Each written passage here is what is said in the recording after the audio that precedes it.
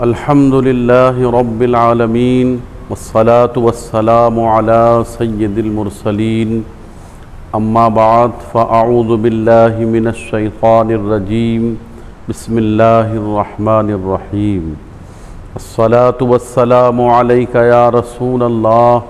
وعلى آلك وأصحابك يا حبيب الله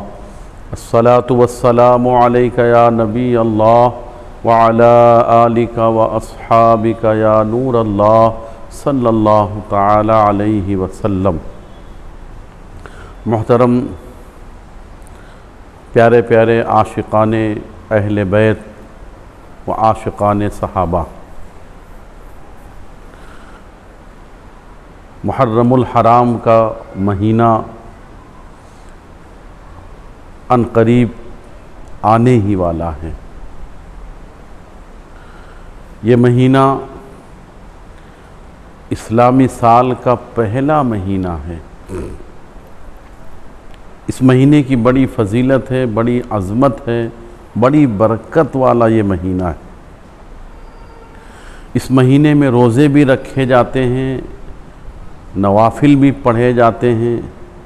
اور خصوصیت کے ساتھ عاشوراء کی دعا بھی پڑھی جاتی ہے۔ آئیے ہم پہلے کچھ نوافل کے بارے میں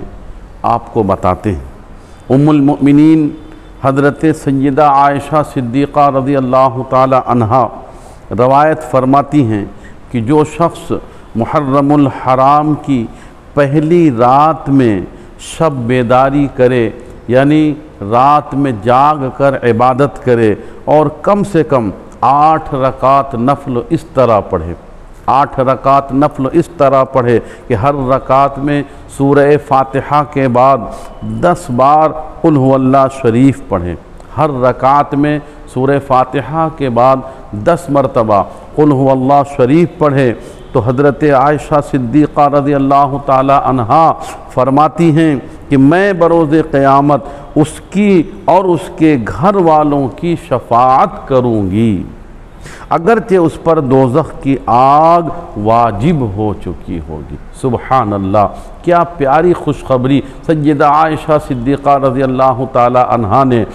فرمائی ہے ان خوش نصیب اسلامی بھائیوں اور اسلامی بہنوں کے لیے جو محرم الحرام کی پہلی رات کو 8 رکعت نوافل اس طریقے سے پڑھتے ہیں جس طریقے سے آپ کو بتایا گیا ہے۔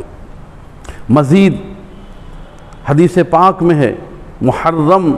اللہ کے لیے ہے، اس کی تعظیم کرو۔ محرم الحرام کا مہینہ اللہ کے لیے ہے، اس کی تعظیم کرو۔ جس نے ماہ محرم کی قدر کی، اللہ اسے جنت میں عزت عطا فرمائے گا اور دوزخ سے اسے نجات عطا فرمائے گا۔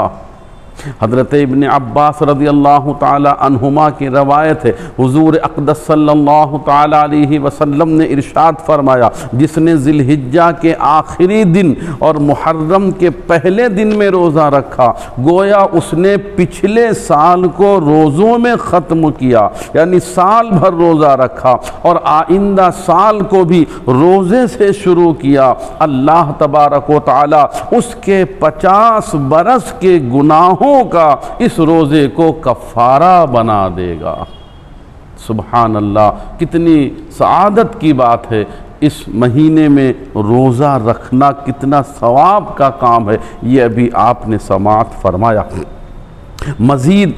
ایک حدیث پاک میں اور بھی ہے کہ جو شخص ماہ محرم کی پہلی اور آخری تاریخوں کا روزہ رکھے، جو محرم کی پہلی اور آخری تاریخوں کا روزہ رکھے اور راتوں کو نوافل اور تلاوت کرے، اس کے نامہ اعمال میں 30 برس کی عبادت کا ثواب لکھا جائے گا اور پل صراط پر گزرنا اس کے لیے آسان ہو جائے گا اور اس کا چہرہ قیامت کے دن 14ویں رات کی طرح چمکتا ہوگا۔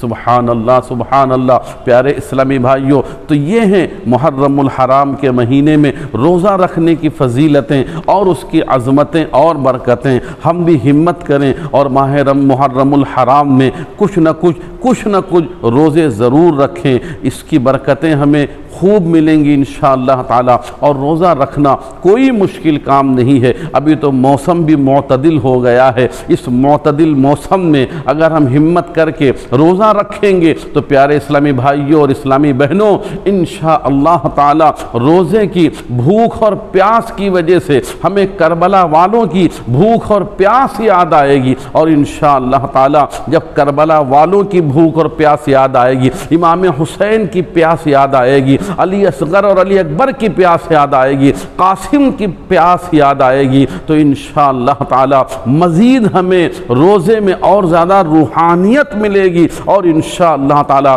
ان نورانی ہستیوں کی بھی جب یاد ہمیں آئے گی تو ہمارے روزے میں انشاءاللہ تعالی اور زیادہ برکتیں حاصل ہو جائیں گی۔ اس لیے ہم ماہ محرم الحرام میں روزہ رکھیں، تلاوت کریں، خاص طور سے نوافل کی پابندی کریں، اور یوں تو پانچوں نمازیں تو ہر مسلمان عاقل بالغ مرد عورت پر فرض ہی ہیں، اس کو لازمی طور پر اپنائیں۔ اور جہاں تک ہم الحمدللہ تمام اسلامی بھائی اسلامی بہنیں کربلا والوں کے ماننے والے ہیں، کربلا والوں کے ساتھ ساتھ ہم صحابہ کرام علیہم الرضوان کے ماننے والے ہیں۔ اگر ایک طرف ہم اور آپ حضرت مولا کائنات علی المرتضیٰ شیر خدا رضی اللہ تعالی عنہ کو مانتے ہیں تو دوسری طرف حضرت ابوبکر صدیق کو بھی مانتے ہیں۔ اگر ایک طرف ہم خاتون جنت کو حضرت فاطمہ الزہرا کو مانتے ہیں تو دوسری طرف ہم حضرت سیدنا عمر فاروق اعظم کو بھی مانتے ہیں۔ اگر ایک طرف ہم حضرت امام حسن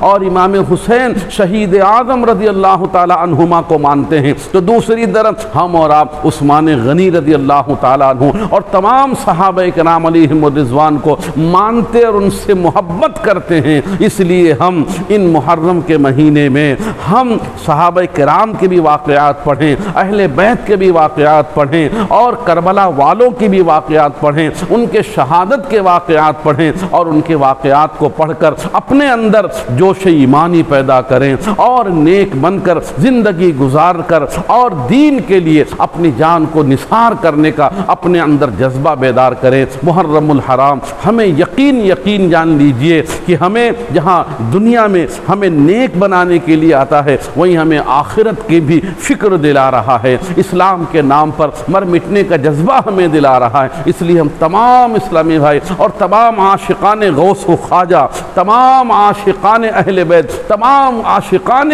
صحابہ کرام اور تمام عاشقان پنجتن پاک، آئیے ہم سب نیت کر لیتے ہیں کہ ہمیں جو کچھ بھی کہا گیا ہے ہم انشاءاللہ تعالی ان تمام باتوں پر عمل کرنے کی کوشش کریں گے، اور انشاءاللہ تعالی ہم اس کلپ کو اپنے گروپ میں شیئر کر کے ثواب کی نیت سے ہم اسے عام کر کے ہم